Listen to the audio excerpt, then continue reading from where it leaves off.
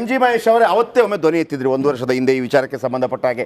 ಇವತ್ತು ಇಲ್ಲಿ ತನಕ ಬಂದು ನಿಂತಿದೆ. ಆದರೆ ಕಾಂಗ್ರೆಸ್ನ ಒಂದು ವಲಯ ಮತ್ತು ಇವನ್ ಮುಖ್ಯಮಂತ್ರಿ ಸಿದ್ದರಾಮಯ್ಯವರು ಹೇಳ್ತಾ ಇರುವಂಥದ್ದು, ನಾನು ಯಾವುದೇ ಕಾರಣಕ್ಕೂ ರಾಜೀನಾಮೆ ಕೊಡೋದಿಲ್ಲ, ಯಾಕಂದರೆ ಇದು ನನ್ನ ವಿರುದ್ಧ ಮಾಡ್ತಾ ಇರುವಂಥ ಷಡ್ಯಂತ್ರ.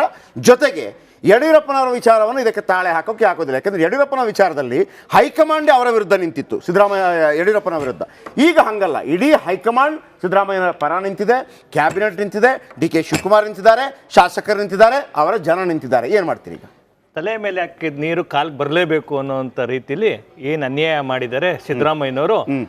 ಸತ್ಯ ರಾಜ್ಯದ ಜನರ ಮಧ್ಯದಲ್ಲಿ ಅನಾವರಣ ಆಗಿಬಿಟ್ಟಿದೆ. ಇಲ್ಲಿ ಪ್ರಶ್ನೆ ಇರ್ತಕ್ಕಂಥದ್ದು, 4 ದಶಕಗಳ ಕಾಲ ಒಂದು ರಾಜಕಾರಣವನ್ನು ಮಾಡಿದಂಥದ್ದು, ಒಂದು ಮೌಲ್ಯಯುತ ರಾಜಕಾರಣ ಅಂತ ಹೇಳಿದಂಥ ಸಿದ್ದರಾಮಯ್ಯನವ್ರ ಮುಂದೆ ಇವತ್ತು ಒಂದು ಸವಾಲಾಗಿ ನಿಂತಿರೋವಂಥ ಅಂಶ. ಅವರ ಮೌಲ್ಯ ಅಂತಕ್ಕಂಥದ್ದು ಈ 14 ಸೈಟ್ ಒಳಗಡೆನೆ ಹೋಗ್ಬಿಡತ್ತ, ಇಲ್ಲ 4 ದಶಕಗಳ ಕಾಲ ರಾಜಕಾರಣದಲ್ಲಿ ಒಂದು ನೈತಿಕತೆ ಅಂತಕ್ಕಂಥದಕ್ಕೆ ಒಂದು ಬೆಲೆ ಕೊಡ್ತಾರ ಅಂತ. ಸಮಾಜವಾದಿ ಬೇರೆ ಬೇರೆ ಸೋಗಿನಲ್ಲಿ ಈ ಮೋದಿ ಅವರು ಒಂದು ಕೆಲಸ ಮಾಡಿದ್ರು ಜಯಪ್ರಕಾಶ್ ಅವರೇ, ಏನಂದ್ರೆ ಸೆಲ್ಫ್ ಅಟೆಸ್ಟೇಷನ್ ಅಫಿಡವಿಟ್ ಹಾಕೋಬಹುದು ಅಂತೇಳಿ. ಮುಕುಂದ್ ಅವ್ರಿಗೆ ಗೊತ್ತದು, ಸೆಲ್ಫ್ ಅಟೆಸ್ಟೇಷನ್ ಮಾಡ್ಕೊಂಡು ಯಾರು ಬೇಕಾದ್ರೆ ತನ್ನನ್ನೇ ಡಿಕ್ಲೇರ್ ಮಾಡ್ಕೊಳ್ಳೋಂಥದ್ದು, ಅಫಿಡವಿಟ್ ಮಾಡ್ಕೊಳಕ್ಕೆ. ಅದ್ರ ಪೂರ್ಣ ಲಾಭ ಮಾಡಿದಂಥದ್ದು ಸಿದ್ದರಾಮಯ್ಯನವರೊಬ್ಬರನ್ನೇ. ಯಾಕೆಂದ್ರೆ ಸ್ವಯಂ ಅವರೊಬ್ಬರೇ ಸೆಲ್ಫ್ ಪ್ರೊಕ್ಲೇಮ್ಡ್, ನಾನೊಬ್ಬ ಸತ್ಯ ಹರಿಶ್ಚಂದ್ರ, ನಾನೊಬ್ಬ ನಾನು ಬಹಳ ಪರಿಶುದ್ಧ ಅಂತ ಸ್ವಯಂ ಘೋಷಿತ. ಯಾವ ಕೋರ್ಟು ಹೇಳಿಲ್ಲ, ಯಾವ ಹೇಳಿಲ್ಲ, ಸ್ವಯಂ ಘೋಷಿತವಾಗಿ ತಮ್ಮನ್ನೇ ತಾವು ಪರಿಶುದ್ಧ ಅಂತ ಘೋಷಣೆ ಮಾಡಿಕೊಂಡು ಅವಕಾಶ ಸಿಕ್ಕಿದಾಗ ಲೋಕಾಯುಕ್ತವನ್ನ ಸಾಯಿಸಿ ಅವರ ಮೇಲಿದ್ದಂತ ರೀಡು ಎಲ್ಲ ಪ್ರತಿಯೊಂದು. ಈಗ MG ಮಹೇಶ್ ಅವರೇ, ನಿಮಗೆ ಸಿದ್ದರಾಮಯ್ಯನವರನ್ನ ಮಣಿಸೋದಕ್ಕೆ ಯಾವುದೇ ಕಾರಣಕ್ಕೂ ರಾಜಕೀಯವಾಗಿ ಆಗ್ತಾ ಇಲ್ಲ, ಸೋಲ್ಸೋಕ್ಕಾಗ್ತಾ ಇಲ್ಲ, ಒಬ್ಬ ಅಹಿಂದ ನಾಯಕ.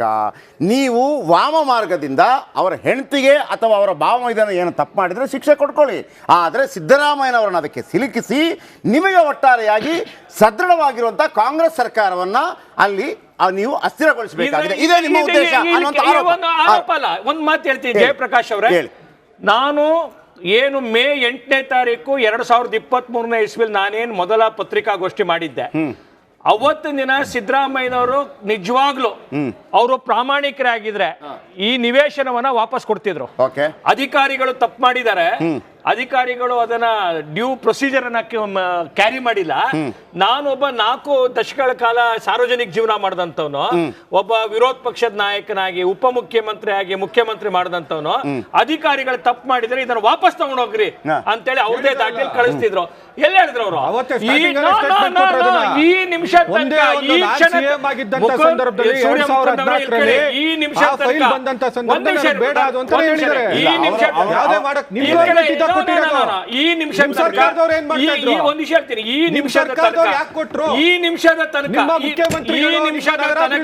ನಾಳೆ ಒಬ್ಬ ಬಂದು ಕೊಡ್ತಾರೆ, ಮೈಸೂರು ಅರಮನೆ ಬರ್ಕೊಡ್ತೀನಿ ಅಂತ ತಗೊಂಡ್ಬಿಡ್ತಾರೆ. ಇವರು ಅರಮನೆ ಬರ್ಕೊಡ್ತಾರೆ ಅಂತ ಯಾವ ಅಧಿಕಾರಿನ ತಗೊಂಡ್ಬಿಡ್ತಾರೆ ಇವರು. ಇವರು ಯಾವ್ದು ನೈತಿಕತೆ ಅವ್ರದ್ದು, ಯಾವ್ದು ಸಮಾಜವಾದಿ ಅವ್ರದ್ದು?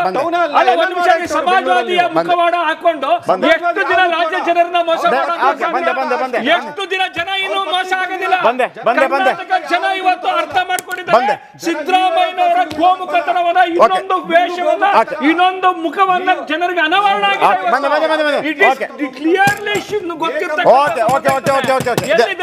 ದೇವರಾಜ್ ಅವರೇ, ಈಗ ನನಗೆ ನಾನು ಲಾಯರ್ ಹತ್ರ ಮಾತಾಡ್ತಾ ಇದ್ದೆ. ಇಲ್ಲಿ ಒಬ್ಬರ ದೂರನ್ನಿಟ್ಟುಕೊಂಡು ಪ್ರಾಸಿಕ್ಯೂಷನ್ಗೆ ಅನುಮತಿ ಕೊಟ್ಟದ್ದಲ್ಲ, ಮೂವರ ದೂರನ್ನಿಟ್ಟುಕೊಂಡು ಪ್ರಾಸಿಕ್ಯೂಷನ್ಗೆ ಅನುಮತಿ ಕೊಟ್ಟಿದ್ದಾರೆ. ಅದರ ಅರ್ಥ ಏನು?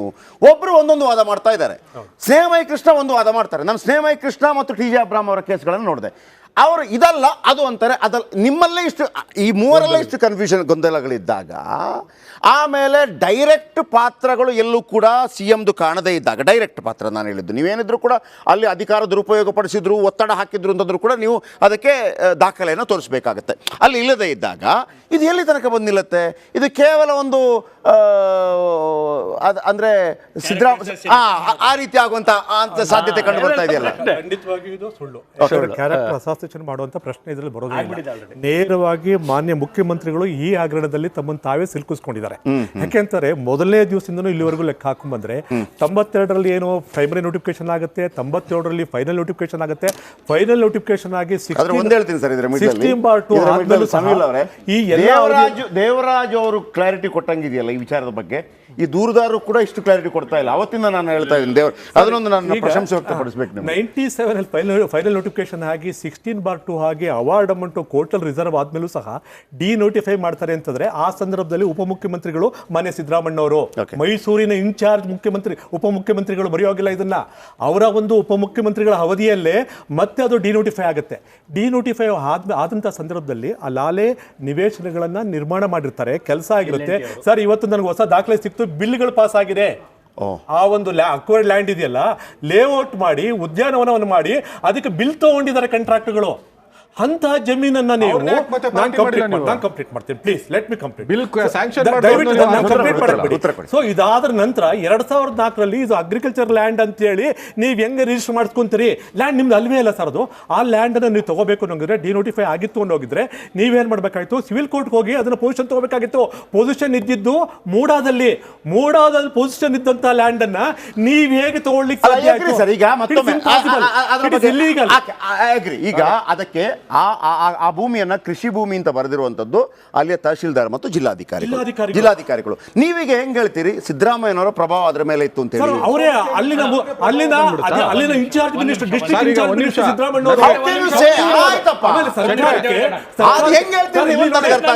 ಫೈನಲ್ ನೋಟಿಫಿಕೇಶನ್ಗೂ ಮತ್ತೆ ಡಿನೋಟಿಫಿಕೇಶನ್ಗೂ ಕೆಲವೇ ತಿಂಗಳ ಅಂತರ. ರಾಜ್ಯದಲ್ಲಿ ಯಾವ್ದಾರ ಒಬ್ಬ ವ್ಯಕ್ತಿಗೆ ಆದ್ರೆ ನೀವು ಆರೋಪ ಮಾಡಬಹುದಷ್ಟೇ, ನಿಮ್ಮ ಹತ್ರ ದಾಖಲೆ ಇಲ್ಲ. ನಿಮ್ಮ ಬಂದೆ ಒಂದೇ ನಿಮಿಷ, ಒಂದು ಪ್ರೆಸ್ ಮೀಟ್ ಆಗ್ತಿದೆ. ಒಂದು ಪ್ರೆಸ್ ಮೀಟ್. ಕ್ಯಾಪ್ಟನ್ ಅರ್ಜುನ್ ಕೊಂದಿದ್ದು ಯಾರು? ಅವ್ರ ನರೇಟಿವ್ ಎಲ್ಲಿ ತಂದಿಟ್ಟಿದ್ದಾರೆ ಅಂತಂದ್ರೆ ಸಂಪತ್ತನ್ನ ಹಂಚಿಬಿಡೋದು ಅಂತ. ಇದು ಸ್ಟುಡಿಯೋ ಟಿಪ್ಪು ಜಯಂತಿ ಮಾಡಕ್ಕೆ ಅವ್ರಿಗೆ ಖಂಡಿಸಿದ್ರು. Very nice. ಯಾರು ತಪ್ಪು ಮಾಡಿರೋದಿಲ್ಲಿ?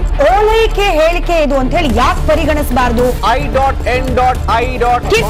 ಇದು ವೇದಿಕೆ, ಇದು ಫೋಟೋ ಎಲ್ಲರದು ಒಂದು ಟೈಮ್. ನಿಮ್ಮ ಸಮಯ ಮುಗಿದಿದೆ. ಅವ್ರು ಹೇಳಕ್ಕಿಂತ ಮುಂಚೆನೆ ಹೇಗೆ ಪ್ರತಾಪ್ ಸಿಂಹ ಪಾಸ್ ಕೊಟ್ಟಿದಂತ ಆಗ್ಲಿ ಡಿಕ್ಲೇರ್ ಆಗೋಗಿತ್ತು ಅಂತ ನನಗೊಂದು ಡೌಟ್ ಬಂತು. ಸಾಕು ನಿಲ್ಸಿ.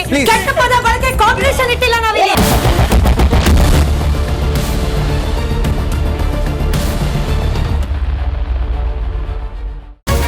ರಿಪಬ್ಲಿಕ್ ವರ್ಡ್ ಆಪ್ ಇದು ಕೇವಲ ಅಪ್ಲಿಕೇಶನ್ ಅಲ್ಲ, ಸಮಗ್ರ ಸುದ್ದಿಗಳ ಸಂಪರ್ಕ ಮಾರ್ಗಕ್ಕೆ ಕ್ರಾಂತಿಕಾರಿ ಬದಲಾವಣೆ. ರಿಪಬ್ಲಿಕ್ ವರ್ಡ್ ಆಪ್ ಕೇವಲ ಸುದ್ದಿ ಅಪ್ಲಿಕೇಶನ್ ಪರಿಚಯಿಸ್ತಾ ಇಲ್ಲ, ಬದಲಾಗಿ ಡಿಜಿಟಲ್ ಸುದ್ದಿ ಬಳಕೆಯ ಹೊಸ ಯುಗಕ್ಕೆ ನಾಂದಿ ಹಾಡ್ತಾ ಇದೆ. ಇದೊಂದು ಬ್ರೇಕಿಂಗ್ ನ್ಯೂಸ್, ಪ್ರಭಾವಶಾಲಿ ಕಾರ್ಯಕ್ರಮಗಳಿಗೆ ಗಟ್ಟಿಯಾದ ವೇದಿಕೆ. ಇಲ್ಲಿ ಕೇವಲ ತಾಜಾ ಸುದ್ದಿ, ಅದರ ನೇರ ಪ್ರಸಾರ ಮತ್ತು ಚರ್ಚೆಗಳಿಗೆ ಮಾತ್ರ ಅವಕಾಶ. ರಿಪಬ್ಲಿಕ್ ವರ್ಲ್ಡ್ ಆಪ್ ಡೌನ್ಲೋಡ್ ಮಾಡಿಕೊಳ್ಳಿ. ಗೂಗಲ್ ಪ್ಲೇಸ್ಟೋರ್ ಮತ್ತು ಆಪಲ್ ಆಪ್ ಸ್ಟೋರ್ನಲ್ಲಿ ಲಭ್ಯವಿದೆ.